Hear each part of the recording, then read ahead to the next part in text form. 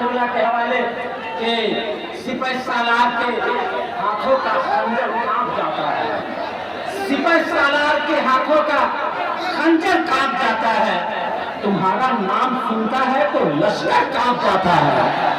اور خاموشی کو کبھی بھی بزدلی کا نام مت دینا، اگر یہ بول پڑتے ہیں سکندر کانپ جاتا ہے، اگر یہ بول پڑتے ہیں سکندر کانپ جاتا ہے۔ اور بس یہ گزارش ہے دیکھیے جانشین اہل جمشید پور ابنائے قدیم و جدید کی جانب سے بس یہ دو مصرے علامہ مفتی سلمان حسنی صاحب قبول فرما لیں۔ یہ ان کی بارگاہ میں عرض کیے دیتا ہوں کہ کبھی دماغ، کبھی دل، کبھی نظر میں رہو، کبھی دماغ، کبھی دل، کبھی نظر میں رہو، ہمارے یہ سب تمہارے ہی گھر ہے، کسی بھی گھر میں رہو۔ واہ واہ واہ،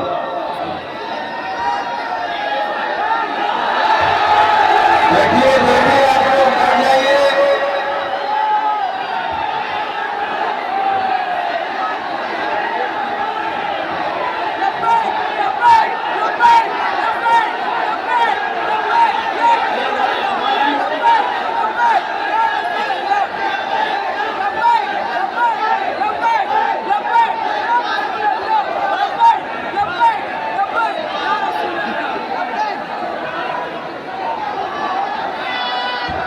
ارے بھائی وقت کم ہے، اسے نعرے میں ضائع نہ کریں، وقت کم ہے، آپ سن لیں، اپنے مہمان کو سننے کے ساتھ آئے حاصل کریں۔ منبر نور پر جلوہ بار معزز و مقتدر نائبان رسول، علماء ذوی احترام، سادات، مشائخ، حاضرین اہل سنت و جماعت، السلام علیکم ورحمۃ اللہ وبرکاتہ۔ الحمدللہ الحنان المنان الذي خلق الإنسان وعلمه البيان، والصلاة والسلام على رسوله سيد الإنس والجان وعلى آله وأصحابه ذوي الخير والإحسان، أما بعد فأعوذ بالله من الشيطان الرجيم، بسم الله الرحمن الرحيم، محمد رسول الله والذين معه أشداء على الكفار رحماء بينهم، إلى آخر هذه الآية، صدق الله مولانا العظيم۔ بارگاہ رسالت معاذ صلی اللہ علیہ وسلم میں درود پاک کا ہدیہ پیش کریں۔ اللهم صل على سيدنا محمد معدن الجود والكرم وآله وأصحابه الكرام وقته الكريم، وبارك وسلم صلاة دائمة سرمدا أبدا۔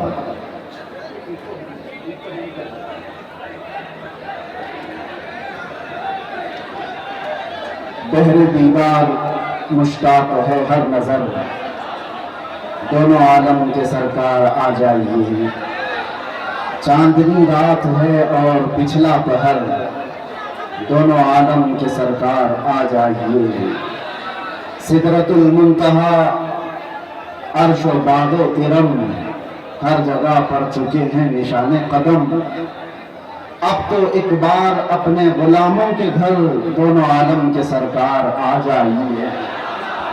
ہلو سنا ہے آپ ہر عاشق کے گھر آپ لوگ ذرا ہینڈل سے نیچے اتر جائیے، ہم معافی چاہیں گے حضرت، تھوڑا لوہا کا پنڈال ہے، تار اگر کسی کو بھی کچھ ہوا تو اس کا ذمہ دار ہم نہیں ہوں گے۔ آپ لوگ لوہا کا فریم سے نیچے اتر جائے، بڑی مہربانی ہوگی۔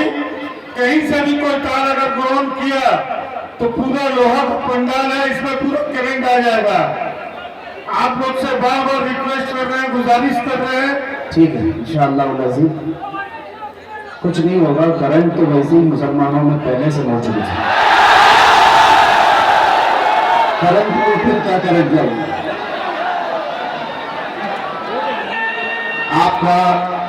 آپ کا جذبہ برقرار رہے، توجہ چاہتا ہوں، اور یہ جو جوش اور یہ جو جذبہ ہے کسی کے اعلان سے ختم ہونے والا بھی نہیں، ہمیں پتہ ہے، ہر دن ہم دیکھتے آ رہے ہیں، اس لیے کہ دیوانگی اور وہ بھی حضور پاک صلی اللہ علیہ وسلم کے نام پر ہو، پوری دنیا اپنی طاقت جمع کر کے بھی اس دیوانگی کو روک نہ سکی۔ 14 صدیاں گزر گئی ہیں، اس طوفان کا راستہ کوئی روک نہ سکا۔ اسی کو اقبال نے بہت پہلے ہی کہا تھا، تھمتا نہ تھا کسی سے سیل روا ہمارا، کچھ بات تو ہے کہ مٹتی نہیں ہستی ہماری، صدیوں رہا ہے دشمن غیر و زماں ہمارا۔ میرے عزیزوں، آج ہم عرس قائد اہل سنت میں حاضر ہیں۔ آپ حضرات جس انداز سے بھی سننا چاہیں میں سناتا ہوں، کھڑے ہو کر کے، بیٹھ کر کے، سو کر کے، جس طرح سے بھی ہے، اور خاموشی سے یا چیختے چلاتے ہیں، آپ کی اپنی مرضی کے مطابق۔ اب یہاں پر کسی کو کیا کہیں کہ بیٹھ جاؤ، جگہ ہو تو بیٹھے، کہیں جگہ ہے ہی نہیں تو کیا بیٹھے، اس لیے جو جہاں کھڑے ہیں وہیں کھڑے رہیں۔ ہاں اتنا میں کہہ سکتا ہوں کہ کرسی والے کرسی چھوڑ دیں تو اچھا ہوتا۔ ہم بھی بہرحال ایک بار درود پاک پڑھ لیں۔ اللہم صلی علی سیدنا محمد معدن الجود والکرم وآلہ واصحابہ الکرام والنبی الکریم وبارک وسلم۔ میں بیان کے لیے آ رہا تھا، اس سے قبل ہی مجھے بیٹھ جائیے،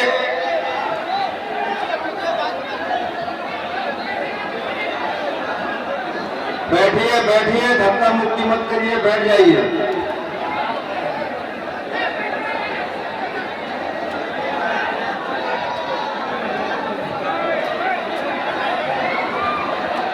ارے بھائی آپ بیٹھیے تو، ارے اپنے مہمان کی قدر کیجیے، بیٹھ جائیے۔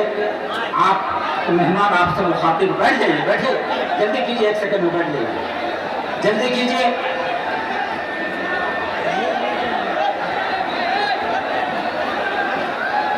آپ حضرات جس مقدس محفل میں آئے ہیں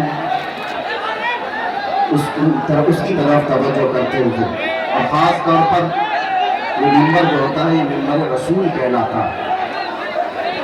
میں تمامی نوجوانوں سے کہتا ہوں کہ ادب اگر برقرار نہیں ہے تو پھر اس طرح کے جلسے میں حاضر ہونے کا مطلب بھی نہیں نکلتا، وہ کوئی فائدہ نہیں ہوتا۔ یہی وجہ ہے، مجھے ابھی آنے سے پہلے ہی ہمارے اسیر مفتی اعظم ہند سعید نونی صاحب قبلہ نے کہا تھا تھوڑا ٹھنڈی تقریر کیجیے۔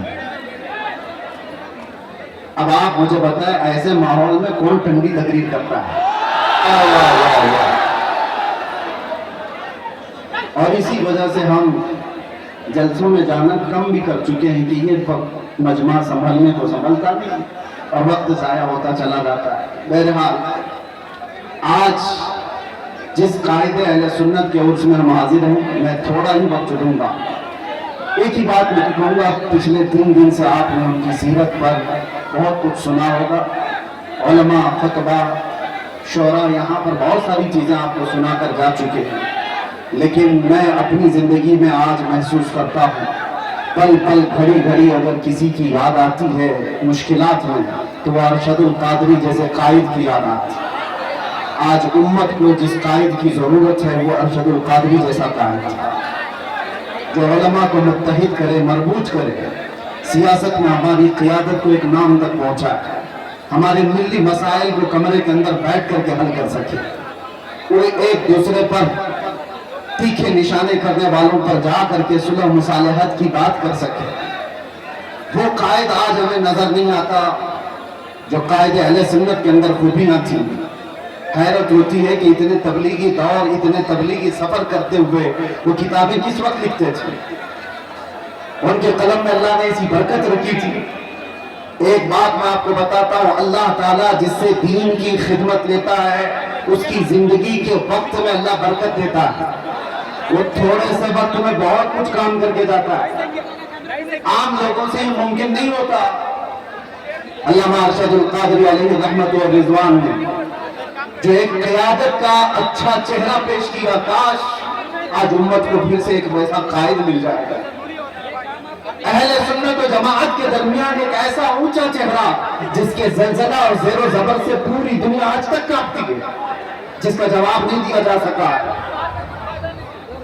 آپ جمشید پور والے جو نئی نسل ہے، جو نئے نوجوان ہیں، ینگسٹرز جنہوں نے اس قائد اہل سنت کو دیکھا نہیں ہے، آپ آج کی دنیا میں جی رہے ہیں۔ تمہاری یہ خوش بختی اور سعادت کی بات ہے کہ پوری دنیا میں جس نے اہل سنت و جماعت کا درد لے کر کے تبلیغی سفر کیے، وہ تمہاری زمین پر آرام کر رہا ہے، وہ اسی جمشید پور میں آرام کر رہا ہے۔ آپ کیا سمجھتے ہیں محلے میں بیٹھ کر کے 4 لوگوں کی اصلاح کر لینا یہ قیادت نہیں ہے؟ میں جا کر کے دیکھ کر کے آ رہا ہوں، مصر میں، ترکی میں، وہاں تک بھی یہ پہنچے ہوئے ہیں اپنے اہل سنت کا درد لے کر کے۔ حد تو یہ ہوئی کہ جب میں آپ کی تاریخ میں یہ پڑھا 1982 میں آپ تہران بھی چلے گئے، ایران، انقلاب ایران کے بعد جو ایران کے حالات سخت ہو گئے تھے، کیوں گئے میاں؟ آپ سنی عالم ہیں، شیعوں کے ملک میں کیوں گئے؟ اس لیے نہیں گئے تھے کہ شیعوں سے لفافے لے کر آئے اور اپنا محل بنائے، بلکہ اس لیے گئے تھے کہ تہران میں 5 لاکھ سنی مسلمان جیتے تھے، ان کے مستقبل کی فکر کر کے ہندوستان سے وہ ایران پہنچے تھے۔ ایران کے سنیوں کو ایک مسجد بنانے کی اجازت نہیں دی جا رہی تھی، تو درد ایران کے سنیوں کو نہیں، ہندوستان میں بیٹھے ارشد القادری کے دل دھڑک رہے تھے۔ امت کا درد ہو تو قیادت آتی ہے۔ اور ایک بات میں نے آپ ہی کے اشعار سے اپنی گفتگو کا آغاز کیا۔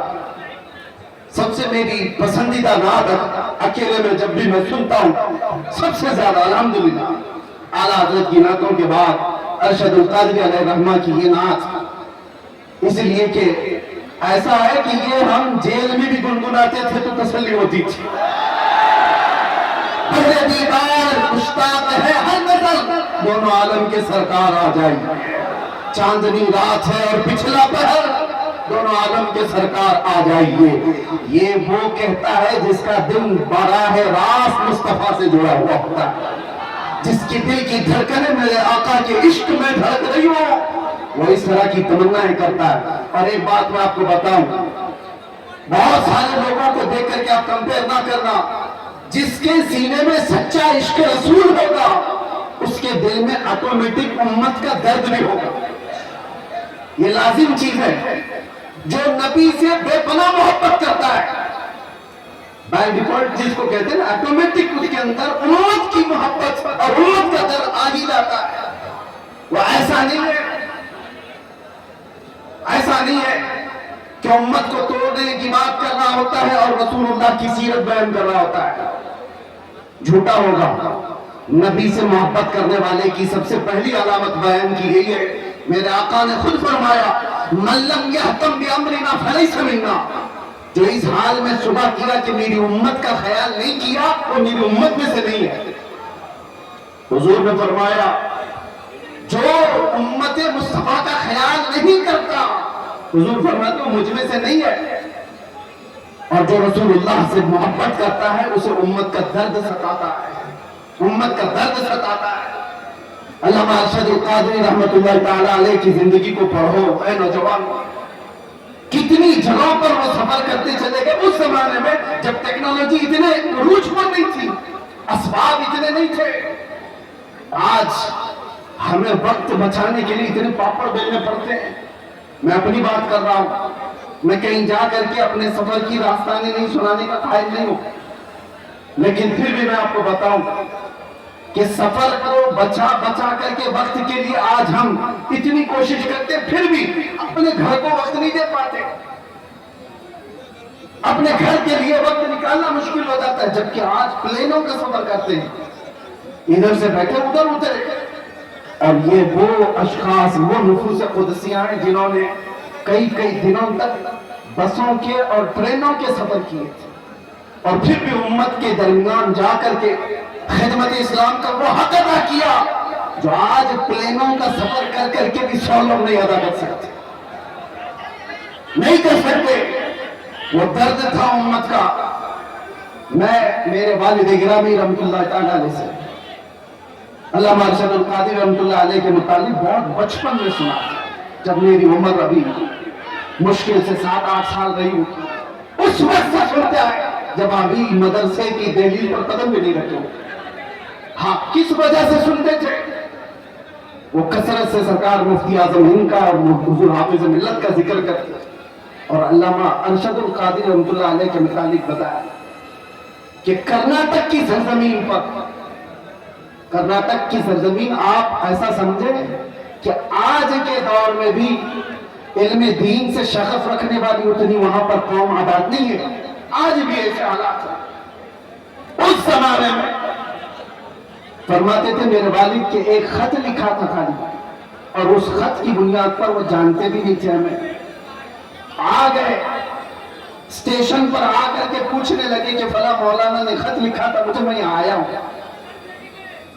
پتہ پوچھتے ہوئے مسجد تک پہنچے اور مسلسل کئی دن تک وہاں پر یہ فرمایا کرتے تھے کئی مسجدوں کے سلسلے میں فکر، کئی مدرسوں کے متعلق فکر.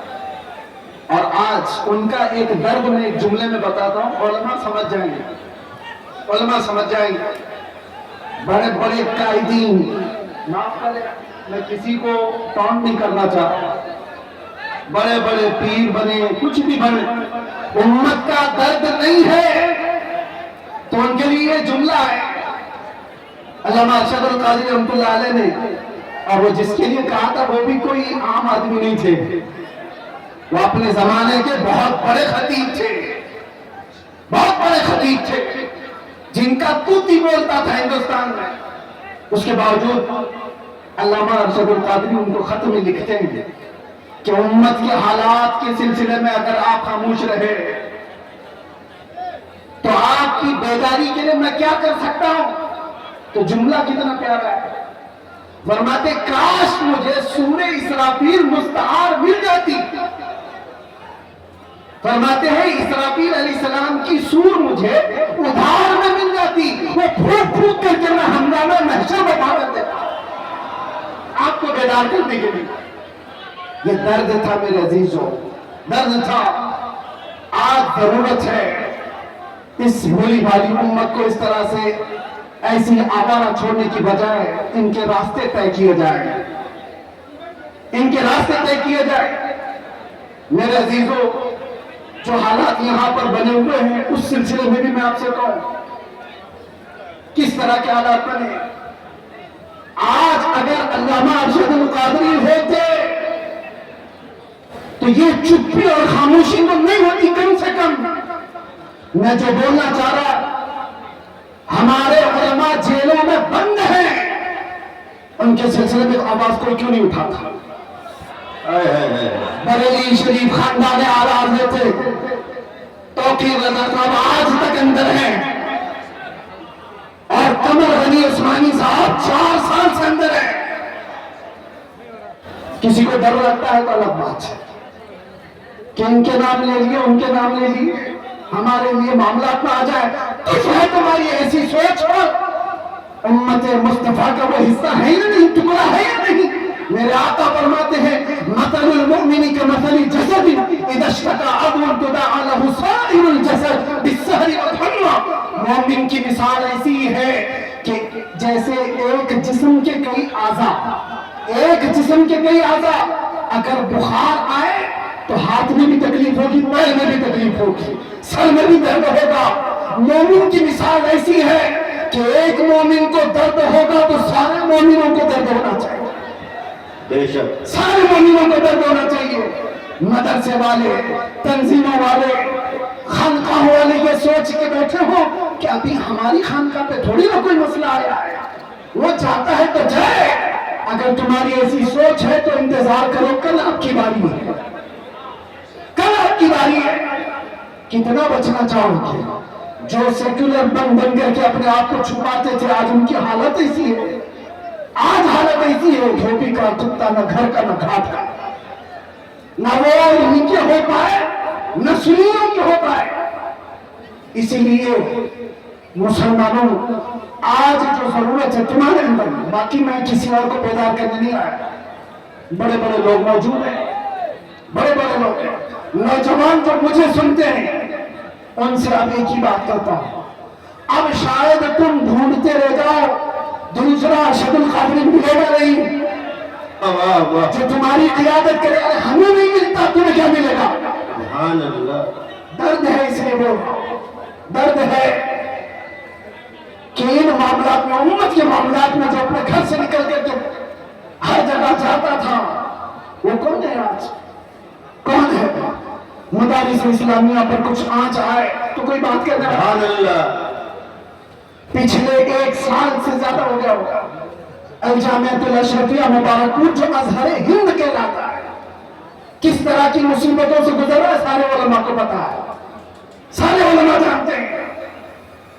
جامعہ اشرفیہ مبارک پور جس نے ہندوستان کو بڑے قائدین دیے علامہ ارشد القادری بھی اسی کے خوشہ چین ہے.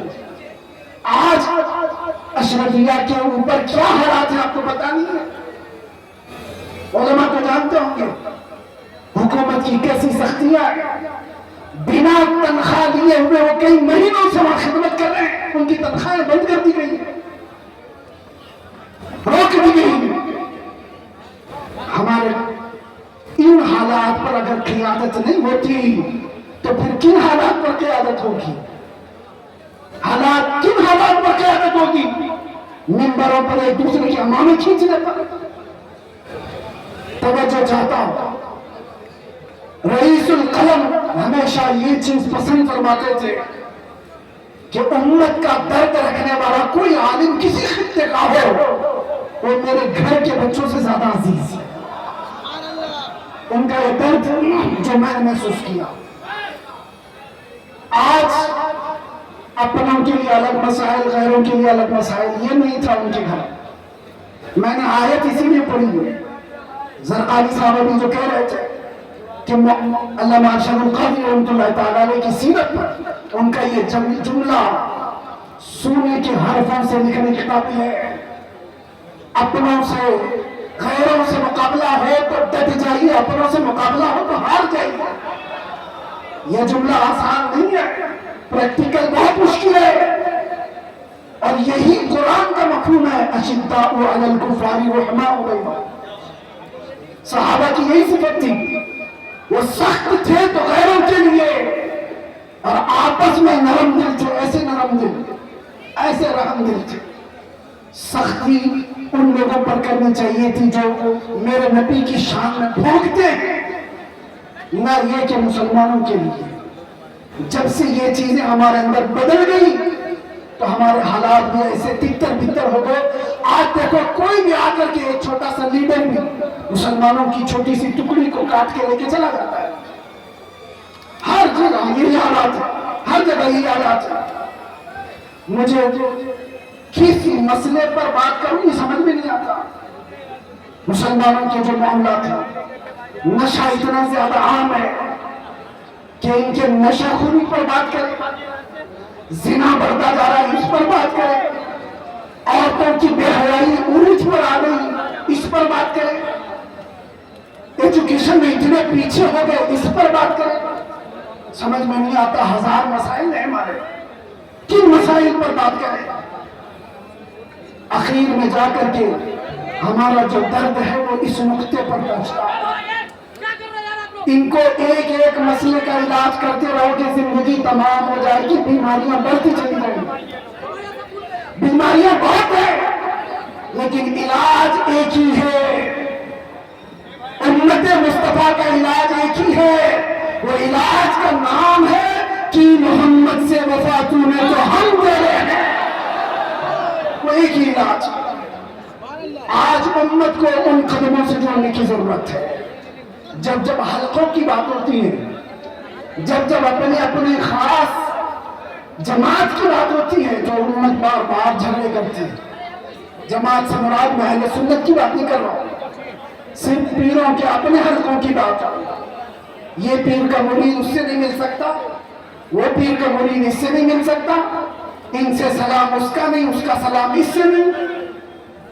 اس منبر پر آج دیکھیں آپ علماء اکرام میرا حسن زن یہ کہتا ہے زرقانی صاحب اس کی تائید کرے ارشد القادری رحمت اللہ علیہ کے عرس میں یہاں کسی ایک پیر کا مرید عالم نہیں بیٹھا ہے، صرف ارشد القادری رحمۃ اللہ علیہ کے مرید نہیں ہے، سارے سلسلے کے جمع ہوئے، اس لیے جمع ہوئے ہیں کہ انہوں نے ارشد القادری رحمۃ اللہ تعالیٰ علیہ کی سیرت کو دیکھا ہے کہ یہاں پر چھانٹا نہیں جاتا، یہاں پر جمع کیا جاتا، اس لیے جمع ہوئے۔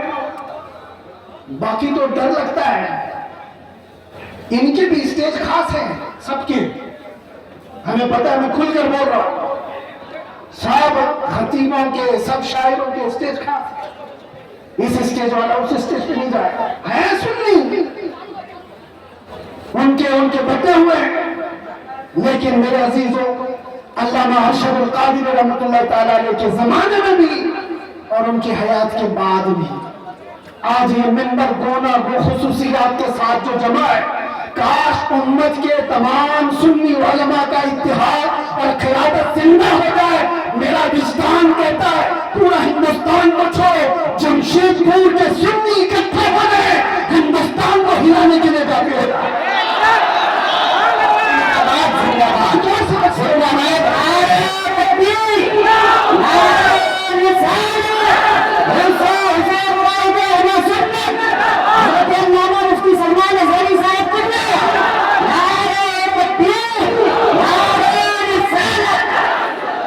میں نے سنا تھا منبر پر، ہو سکتا ہے کہ بہت زیادہ بھیڑ بھاڑ کی وجہ سے نظم و نسق خراب ہوا ہو، زرقانی صاحب یہاں پر بہت سارے اصول رکھتے ہیں، ان اصولوں میں یہ بھی میں عرض کیے دیتا کہ جس کا عرس ہو رہا ہے اسی کا نعرہ لگائے، یا جو کھڑا ہے اس کا نعرہ نہ لگائے، ہونا یہ چاہیے، ہمارے مرنے کے بعد پھر لگائے۔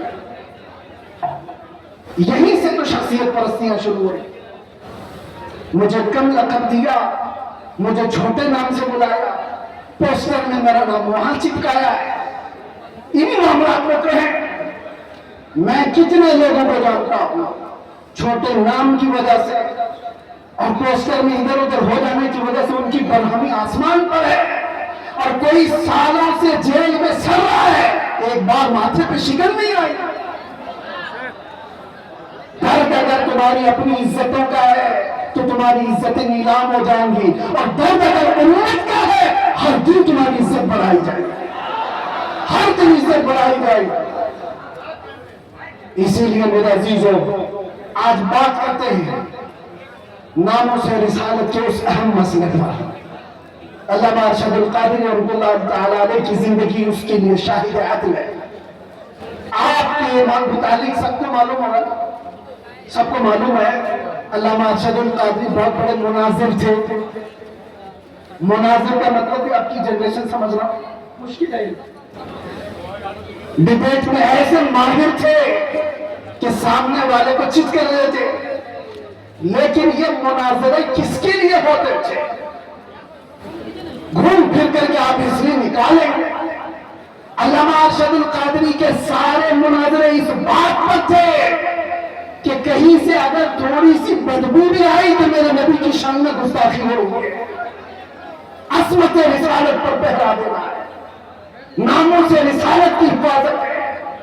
مناظرے اس لیے نہیں ہوتے کہ چمک جائیں، مناظرے اس لیے نہیں ہوتے کہ اپنے نام روشن کر لیں، مناظرے عظمت رسالت کے دفاع کے لیے ہوا کرتے تھے، اور وہ حق ادا کیا علامہ ارشد القادری رحمۃ اللہ علیہ۔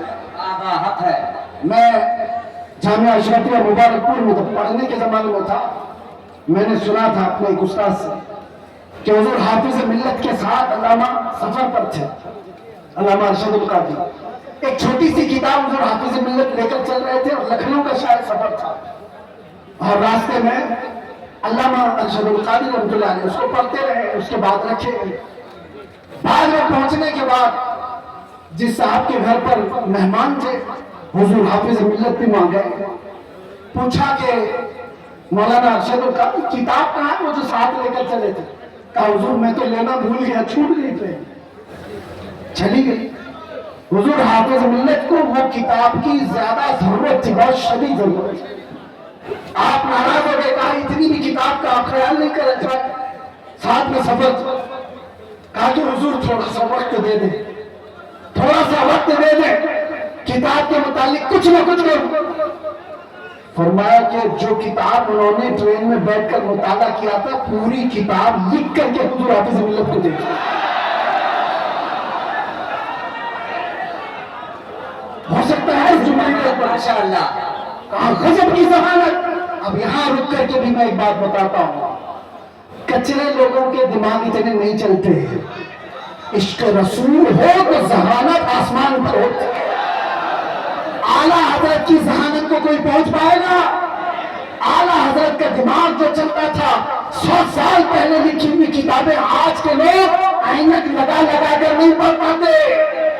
आला हजरत की जहानत किस बुनियाद पर थी? आला हजरत का भी दिमाग जो अर्श औला तक पहुंचा था वो इश्क रसूल की बुनियाद पर। जहां इश्क रसूल होगा वहां जहानत भी होगी, और जहां इश्क रसूल निकल जाता है तो फिर उसकी जहानत भी गटर में चली जाती। वो कभी क्या करता है पता नहीं चलता। अल्लामा अरशदुल कादिर रहमतुल्लाह तआला अलैह को अल्लाह ताला ने गजब की जहानत दी।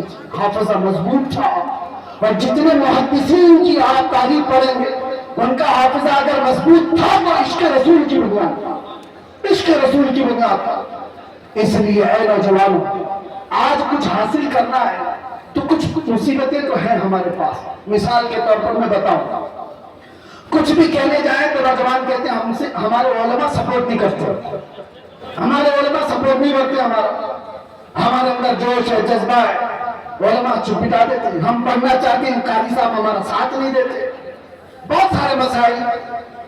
लेकिन तुम क्या ये उज़्र भी क़यामत के दिन पेश कर सकते हो? मुझे बताओ, क्या तुम्हें अपने घर में तन्हा बैठ करके भी अपने नबी से कसरत से मोहब्बत करने के लिए भी कोई रोकता था?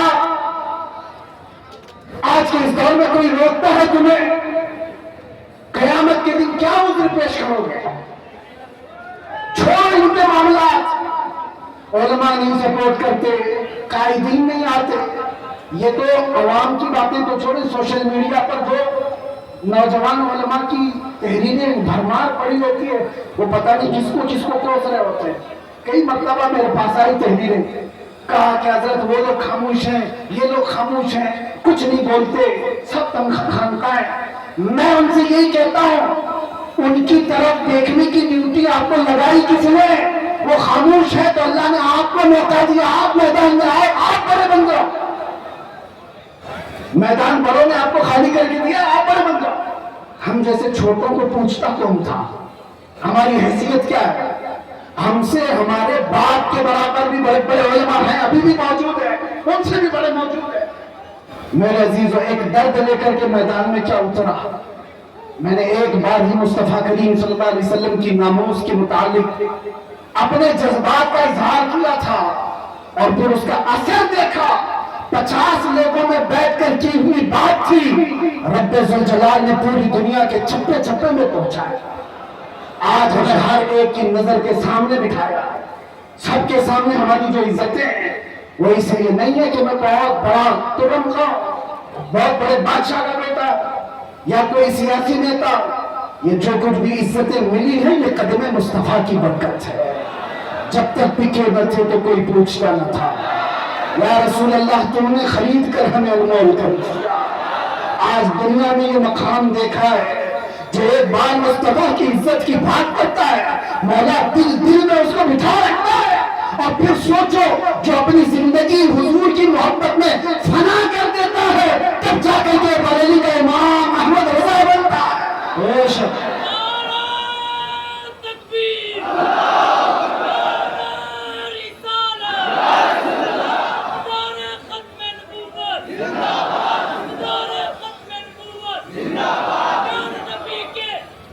मैं दो चंद बातें बस आपकी सीरत से अख्ज़ करके, वैसे जो सुनाना था घर वाले ज्यादा बेहतर जानते हैं घर की बात। अल्लामा के साहबजादे यहाँ पर मौजूद है, उन्होंने सारी चीजें देखी।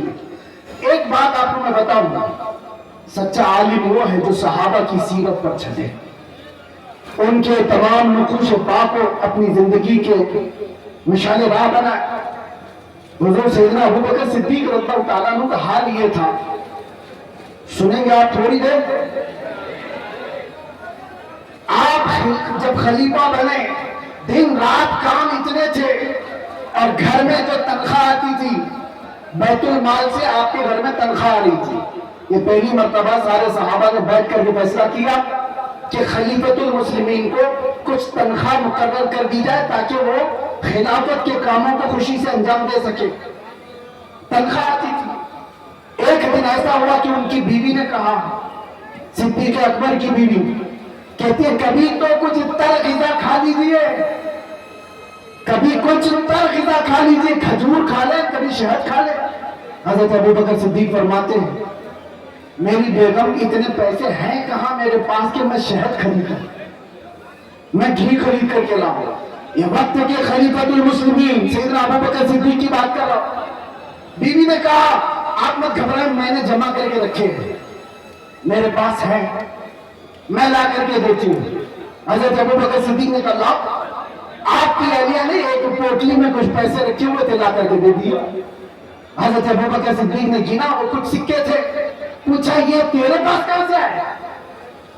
بیوی نے مسکرا کر کہا وہ چھوڑیے، جو تنخواہ آتی ہے نا آپ کی بیت المال سے، میں گھر کا راشن لا کر کے تھوڑا تھوڑا الگ نکال کر کے رکھ دیا کرتی تھی، تھوڑا تھوڑا جمع کر کے، عورتوں کی عادت ہے بچا کے رکھنے کی۔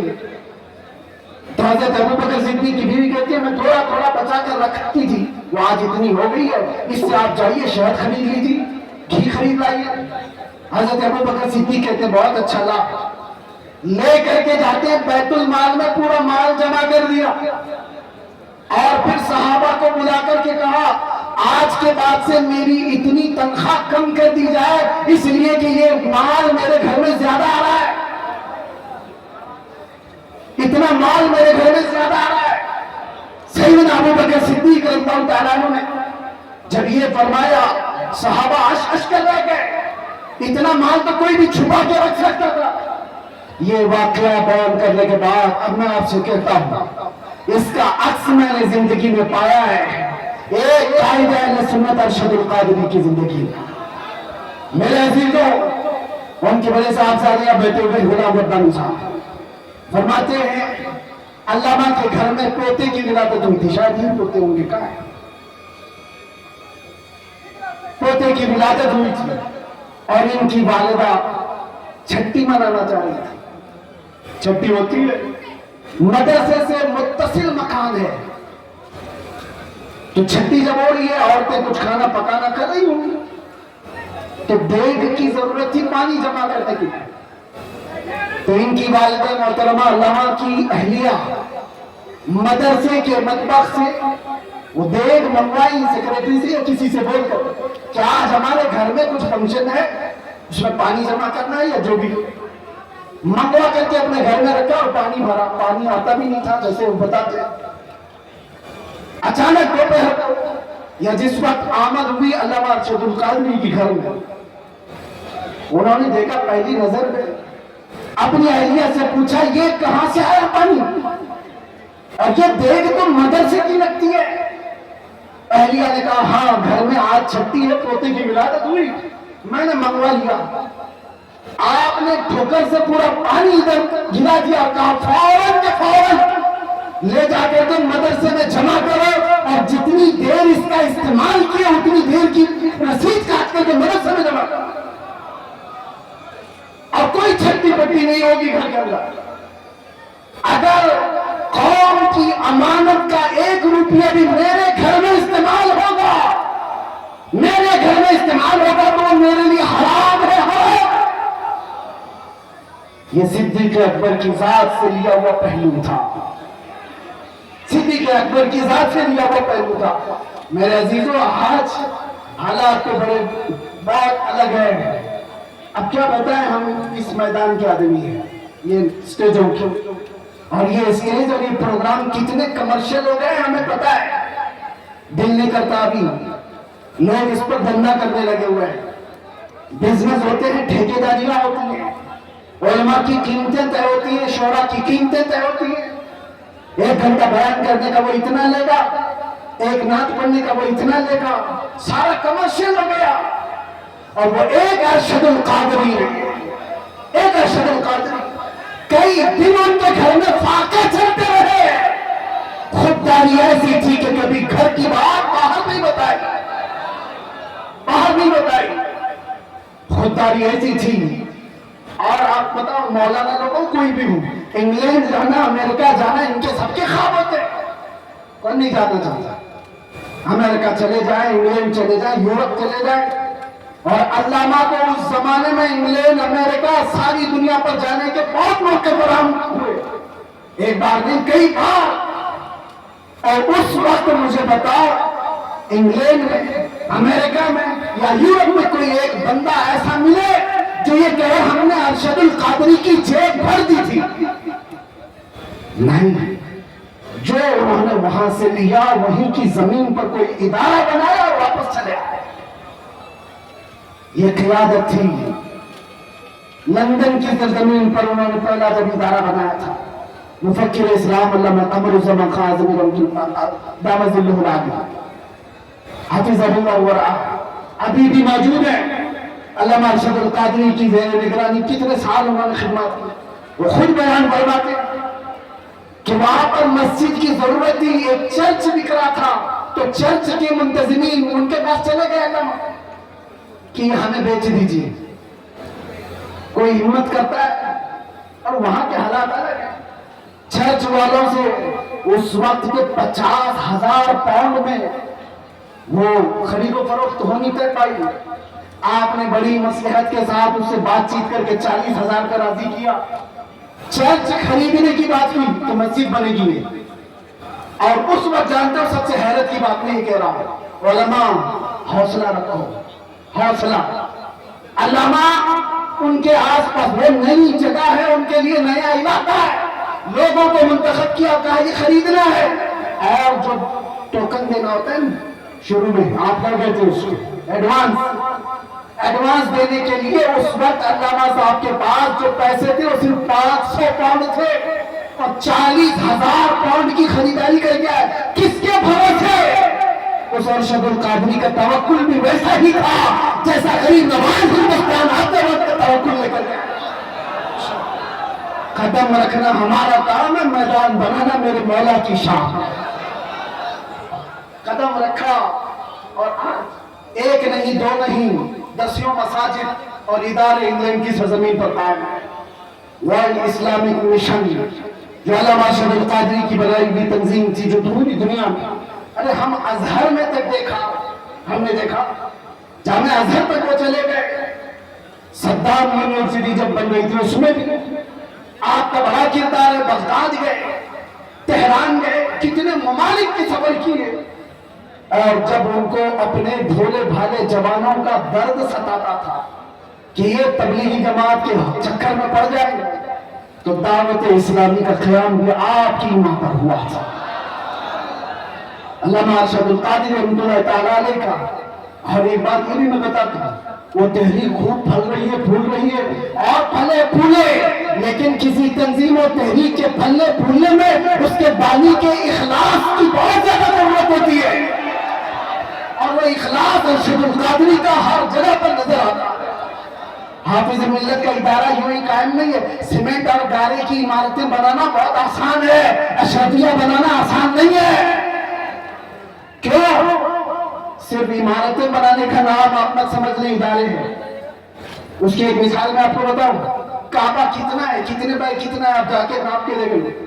آج ہندوستان میں کوئی بھی ہو، ایک چھوٹا سا میڈل کلاس کا آدمی بھی اپنے خرچے سے، جتنے میں اس کا گھر نہیں بنتا، اس سے کم خرچے میں کعبہ بنا سکتا ہے۔ 4 کونے بنانے، نہ کوئی ڈیزائن کرنا ہے، نہ کھڑکیاں، نہ اندر ڈیکوریشن، بن تو جائے گا۔ اتنے صدیوں سے کوئی کعبہ کیوں نہیں بناتا؟ کیوں نہیں بناتا؟ آپ سمجھو کعبہ صرف یہ 4 دیواری اور 4 کونے کا نام نہیں ہے۔ تم بنا تو لے گے، کروڑ دلوں کو کھینچنے کی کوشش کہاں سے لاؤ؟ یہ کہاں سے آتی ہے؟ یہ عمارتوں کے بنانے میں نہیں آتی، وہ مخلصین کی برکت ہوا کرتی ہے۔ جامعہ اشرفیہ مبارک پور آج بھی پھل پھول رہا ہے، اور ایک بڑی ہزاروں علماء وہاں سے نکلے، اس کی ہر اینٹ میں پسینہ نہیں، حافظ ملت کا خلوص لگا ہوا ہے۔ इसी तरह जिन तहरीकों पर अल्लामा अरशद कादरी रहमतुल्लाह तआला अलैह की दुआएं रही वो फल रही है, फूल रही है। इखलास जिसके अंदर लगा रहेगा उसमें बरकत भी ज्यादा रहेगी, तादेर होता है मिलेगा। ये चंद बातें थी। अब एक और बात उलमा के सिलसिले में, अल्लामा रहमतुल्लाह तआला अलैह उनके इस्लाह का तरीका देखा। उनको भी अपने जमाने में कुछ लोगों से शिकायतें थी, तो उन्होंने स्टेज पर आकर के गाली गलौज करके इस्लाह नहीं की। उनको भी बहुत सारे लोगों से कई मसले हुए, लेकिन उनके खुतूत गवाह है कि उन्होंने दूसरे उलमा की इस्लाह कैसे की। उनके लिखे हुए खत आज भी गवाह है, जब उनको किसी की इस्लाह करनी होती तो क्या लगा लहजा इस्तेमाल करते थे। ये उम्मत का दर्द रखने वाला कह सकता है, उम्मत का दर्द रखने वाला। एक वाकया इस पर शाहिद अदल है। बकी बिन मुखल्लद एक बड़े मुहद्दिस अंदलुस के रहने वाले, इन्होंने तकरीबन 1300 सहाबा की हदीसें किताबें जमा की थी। मुस्नद बकी बिन मुखल्लद वो जाया हो गया। बकी बिन मुखल्लद का मैं एक बार आपको तज़किरा सुना देता हूं, ताकि अब ये उलमा के लिए मसला, इस जिम्मेदार स्टेज से मुझे पैगाम देना था। बकी बिन मुखल्लद को एक शौक था जिंदगी में, वो इमाम अहमद बिन हम्बल से मुलाकात का, उनसे हदीस सुनने का। तो अंदलुस से स्पेन से चल करके निकले, पैदल चलते थे आप सफर में। तकरीबन 1.5 साल के बाद आप बगदाद पहुंचे। 1.5 साल सफर करके आए। कितने हजार किलोमीटर का सफर है अंदलुस से बगदाद। बगदाद आने के बाद पता चला कि इमाम अहमद बिन हम्बल को हुकूमत की पाबंदियां हैं, पुलिस का घेरा है, उनको बयान करने पर पाबंदी है। कभी ये वाकया पढ़ते हैं तो हमें फिर हालात नजर आने लगते हैं। पाबंदी लगाई गई इमाम अहमद बिन हम्बल पर। बहुत बड़े मुहद्दिस इमाम अहमद बिन हम्बल कौन है? जिनको 5 लाख हदीसें रसूलुल्लाह की याद थी, वो इमाम अहमद बिन हम्बल की बात कर रहा हूं। हुकूमत सख्त थी, आप पर पाबंदी थी, लेकिन बकी बिन मुखल्लद जिस वक्त आए बगदाद में, वो पूछते रहे इमाम अहमद बिन हम्बल कहाँ रहते हैं। सब लोग डरने लगे, उनका नाम लेने से डरने लगे। अरे किसका नाम ले लिया? हमारे ऊपर 19 केस लगाए हुए हैं, हमारा नाम कोई ले ले तो सामने वाला भी सोचता अरे इनका नाम क्यों ले लिया। एक तजुर्बे की बात बता रहा हूं, जिसके ऊपर हुकूमत की सख्तियां होती है वैसी कौम उसको दूर करने लगती है। उसके साथ ना बैठो, मेरे ऊपर भी केस हो जाए। बकी बिन मुखल्लद पूछते रहे, कोई बता नहीं रहा था। कुछ लोगों ने कहा, उन्होंने पूछा क्या कोई और मुहद्दिस है यहाँ पर जो हदीसें सुनाते हैं? कहा है ना। कहा कौन है? यहया बिन मुईन, वो भी पाए के मुहद्दिस थे। कहा बकी बिन मुखल्लद में जाता हूं, उनसे हदीस सुनता हूं। वो एक मस्जिद में बैठे हदीसें सुना रहे थे। कौन? यहया बिन मुईन। और जब हदीसें बयान करने के बाद उन्होंने सवालात पूछने के लिए मौका दिया, तो बकी बिन मुखल्लद भी खुद आगे बढ़ते हैं, कान में जाकर पूछते हैं। तवज्जो, अब जो मेरे बयान करने का मकसद है, कान में जाकर यहया बिन मुईन से पूछते हैं, क्या आप इमाम अहमद बिन हम्बल को जानते हैं? क्योंकि सब लोग डर रहे थे, उनका नाम लेते हैं। हुकूमत की सख्ती है, पाबंदी है, अहमद बिन हम्बल के घर का तरफ पहरा लगा हुआ है, कोई नाम भी नहीं लेता। तो बकी बिन मुखल्लद ने कान में जाकर पूछा यहया बिन मुईन से, क्या अहमद बिन हम्बल को आप जानते हैं यहाँ इलाके में? आप जलाल में आ गए। वो ऐसा जलाल नहीं कि मेरे बराबर के आदमी के बारे में मुझसे क्यों पूछा, नहीं। कहा इधर आप कहां से? कहा अंदलुस से चल के आया। कहा जो बात तुम पूछ रहे हो वो कान में पूछने की नहीं, मजमे आग में पूछो। अहमद बिन हम्बल के बारे में कान में मत पूछो, पूरे मजमे में पूछो। कहा पूछो। उन्होंने बुलंद आवाज से पूछा, इमाम अहमद बिन हम्बल के बारे में जानते हैं? यहया बिन मुईन ने कहा बरदस्ता, हाँ मैं जानता हूं, इस वक्त वो रूए जमीन के सबसे अफजल तरीन आलिम है और मुझे उनकी फजीलत बयान करने में कोई दिक्कत नहीं है। ये कौन फरमाता है? यहया बिन मुईन। और उसके बाद बकी बिन मुखल्लद पूछते हैं, क्या आप इजाजत देते हैं कि मैं उनसे जाकर हदीस सुनूं? एक खुद मुहद्दिस है, वो उनसे पूछ रहे हैं, मौलाना साहब आपसे आकर के कोई पूछे, मैं आपसे नहीं पढ़ना चाहता हूं, दूसरे मौलाना से पढ़ना चाहता हूं। بھگا دے گا. مجھے کیا سمجھ رکھا ہے؟ مجھے کمتر سمجھا ہے؟ یحییٰ بن معین کہتے ہیں تم نے بہترین فیصلہ کیا ہے, مجھے بھی وقت ملے تو میں احمد بن حنبل سے حدیث سنوں. یہ ہے وقت کے معاصر علماء کے درمیان محبت اور ایک دوسرے کا احساس. اس کے بعد یحییٰ بن معین کے دربار سے وہ نکلے. بقی بن مخلد پوچھتے ہیں احمد بن حنبل کہاں ہے؟ کہا ان کے گھر پر پولیس کا پہرا ہے. کیسے جائیں گے؟ دکھا رہا. جب گئے دروازے پر دستک دیا, امام احمد بن حنبل باہر آئے. جلدی سے اپنا بتا دیا, میں اتنے 1000 کلومیٹر کا سفر کر کے آیا, آپ سے کچھ حدیثیں سننے آیا. امام احمد بن حنبل نے کہا آج تو آ گیا, کل تجھے پولیس آنے نہیں دے گی. کہا اس کا راستہ میں نے بنا لیا ہے. کیا بنایا؟ کہا روزانہ میں ایک کھٹوری لے کر کے آؤں گا بھیک مانگنے کے لیے, دروازے پر دستک دوں گا, آپ تھوڑی روٹی میرے کھٹورے میں ڈال دینا اور 4 حدیثیں بھی سنا دینا. امام احمد بن حنبل کی بارگاہ میں بقی بن مخلد کئی مہینوں تک اس طرح حدیثیں سنتے رہے.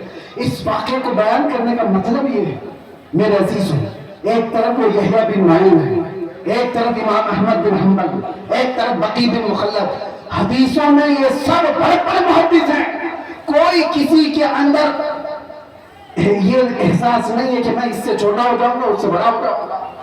بقی بن مخلد چل کر کے حدیث سیکھنے آ رہے ہیں.